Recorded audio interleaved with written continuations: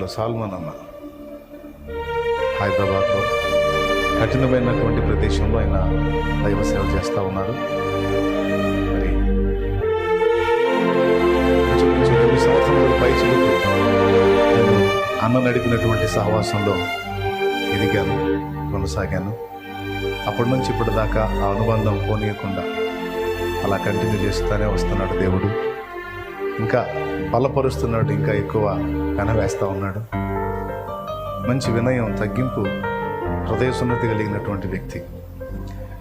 గొప్ప ప్రసంగికులు ఉండొచ్చు, అద్భుతంగా వాక్యాలను ప్రబోధించేటువంటి వాక్యరత్నాలు ఉండొచ్చు, కాదని నేను అనను. కానీ జీవితం వాక్యానుసారంగా కొంతైనా ఉండునట్లుగా జాగ్రత్త పడుతూ ఏ మాటలు ప్రకటిస్తున్నావు ఆ మాటలు కొంతైనా జీవితంలో కనపరిచే విధంగా ఉంటే అది కొంత సంతృప్తిదాయకంగా ఉంటుంది. అన్న ఉపదేశం మీకు ఎలా ఉంటుందో నాకు తెలియదు, కానీ ఆయన జీవితం నాకు తెలుసు. దేవునికి స్తోత్రం కలుగును గాక. హల్లెలూయా. సో ఆయన జీవితానికి ఫస్ట్ నేను గౌరవిస్తాను, ఆ లైఫ్ స్టైల్ని నేను సన్మానిస్తాను. దాంతోపాటు ఆయన నుండి వచ్చేటువంటి మాటలు ప్రతి సంవత్సరం ముందుగా ఆయనకి సమయం ఇచ్చి ఆయన నుండి దేవుడు నాతో ఏం మాట్లాడతాడు నేను కూడా వింటాను, మీరు కూడా వినండి.